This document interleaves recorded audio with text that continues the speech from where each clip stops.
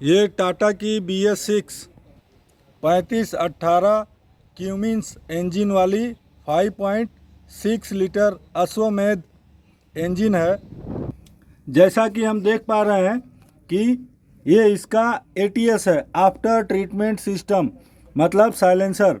इसके अंदर ये पहला DOC है, दूसरा DPF है, तीसरा मिक्सिंग चेंबर है, चौथा यूनिट में 2 यूनिट कंबाइंड है। कंबाइंड यूनिट मतलब 2 यूनिट एक साथ में है, SCR और ASC, जिसमें SCR का जो कैटलिस्ट है थोड़ा बड़ा है, ASC का थोड़ा छोटा है। रीजनरेशन किसे कहते हैं? तो ये जो हमारा DPF है, डीजल पार्टिकुलेट फिल्टर, डीजल जलने के बाद जो कालिख पैदा होती है, तो यहाँ इस फिल्टर में ये क्लैंप से यहाँ क्लैंप तक एक बीच में फिल्टर लगा है जो धुएं को तो जाने देता है, गैस को, लेकिन उसमें जो कार्बन, जो कालिख होता है, शूट बोलते हैं कभी, शूट, उसको रोक लेता है, धुएं को जाने देता है। तब रोकते रोकते रोकते जब उसमें 1.5 ग्राम से लेके 6 ग्राम के बीच में जब वो कार्बन को पकड़ लेता है, तो इसके अंदर उसे साफ करने के लिए जो सिस्टम बना है उसे रीजनरेशन बोलते हैं, ऑटोमेटिक सिस्टम को। ऑटोमेटिक सिस्टम में रीजनरेशन 3 टाइप का होता है। पहला ऑटो रीजनरेशन, चलती हुई गाड़ी में खुद ब खुद रीजनरेशन हो जाएगा, मतलब साइलेंसर साफ हो जाएगा, जिसमें टेम्परेचर 400 डिग्री सेल्सियस तक बढ़ जाता है। दूसरा एक्टिव रीजनरेशन, अगर गाड़ी बहुत दूर या कम जगह में चलती है और आधे घंटे तक टॉप गियर में चलने का जगह नहीं होता है, जैसे खदान में या सिटी के अंदर, तब ड्राइवर को रीजनरेशन करके क्लस्टर मीटर में जो बटन है उसको दबा के रखना होता है और सेफ जगह पे लगा के रीजनरेशन कर सकता है। तीसरा, अगर दोनों कंडीशन रिक्वायर्ड नहीं होती है, मतलब ऑटो रीजनरेशन के लायक गाड़ी नहीं चल पाती है, ड्राइवर रीजनरेशन एक्टिव वाला नहीं कर पाता है, तो सर्विस रीजनरेशन होता है। लैपटॉप से इसको कमांड देके और ज़बरदस्ती या फिर कमांड देके उसे रीजनरेशन करवाना पड़ता है। अगर फिर भी नहीं हुआ तो सर्विस रीजनरेशन, मतलब इसको खोल के साफ़ करना पड़ेगा।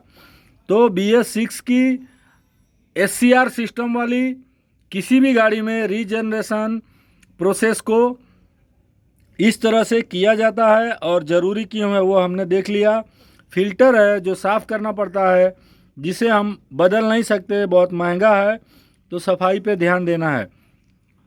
इस गाड़ी में हम रीजनरेशन करके किस तरह होता है वो देखेंगे।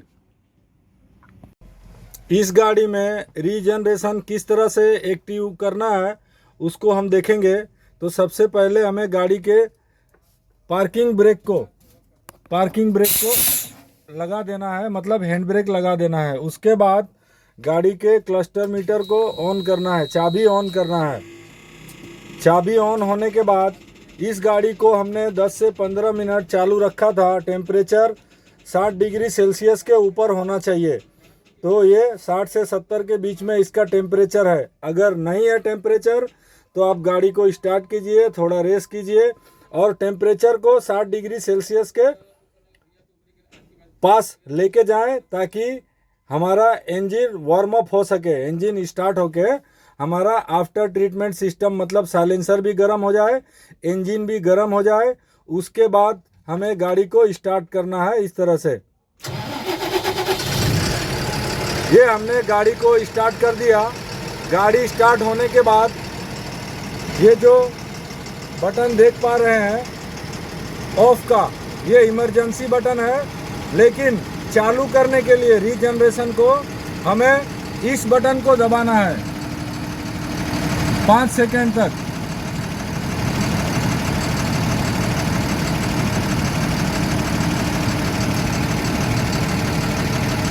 पाँच सेकेंड दबा के रखने के बाद जब हम छोड़ेंगे तो इसमें सफ़ेद लाइट जलेगा।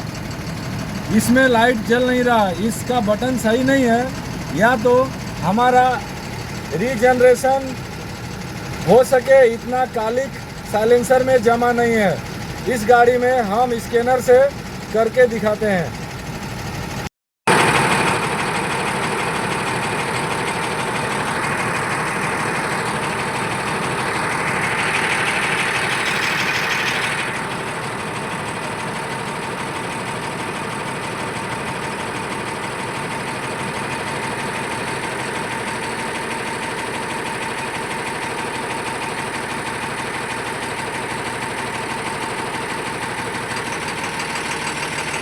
ये रीजनरेशन शुरू हो गया है और अब हमारा आरपीएम बढ़ने लगा है।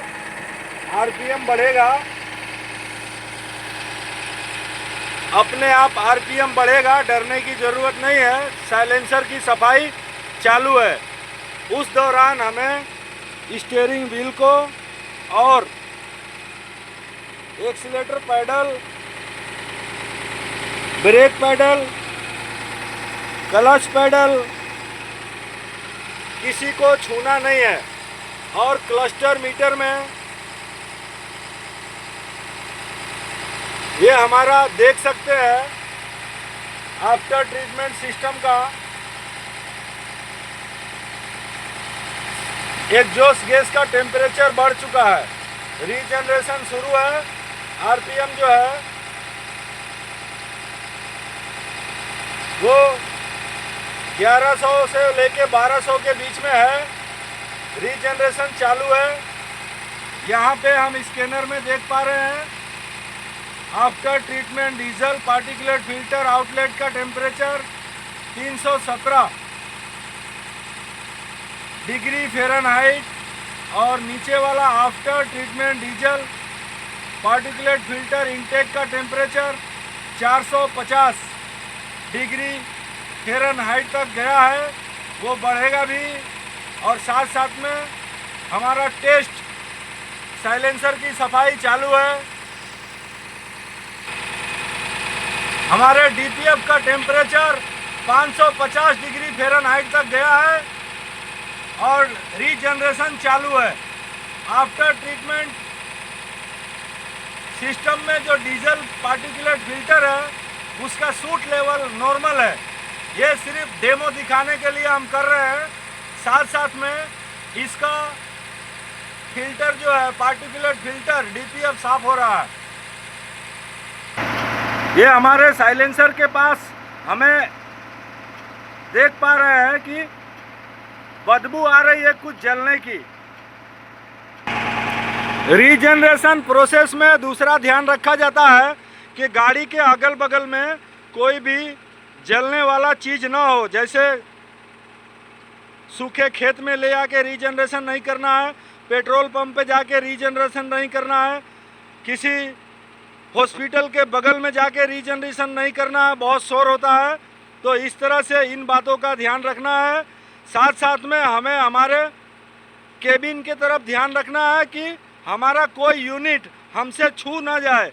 जैसे ब्रेक, क्लच, एक्सीलेटर, स्टीयरिंग, हम उसे छुएंगे और रीजनरेशन हमारा बंद हो जाएगा। अभी हम उसको बंद करके दिखाते हैं। जैसा कि हम देख पा रहे हैं कि हमारा डीजल पार्टिकुलेट फिल्टर का आउटलेट का टेम्परेचर 846 और इनटेक का टेम्परेचर 893 डिग्री फ़ारेनहाइट में जा चुका है। अगर इसे हम डिग्री सेल्सियस में गिनेंगे तो ये 400 डिग्री सेल्सियस के आसपास है।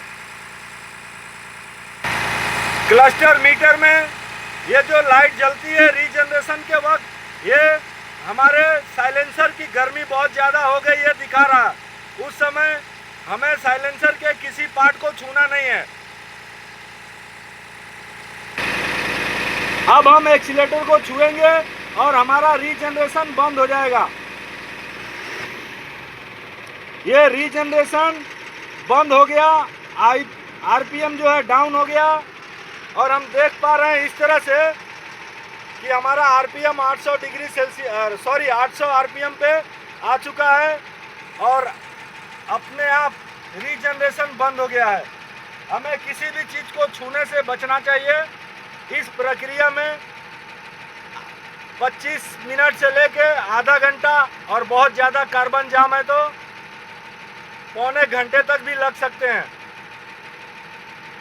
रीजनरेशन करते वक्त जब रीजनरेशन हमारा पूरा हो जाता है तो गाड़ी का आरपीएम ऑटोमेटिक जो है डाउन हो जाएगा आइडल स्पीड पे, और हाई टेम्परेचर की लाइट चली जाएगी।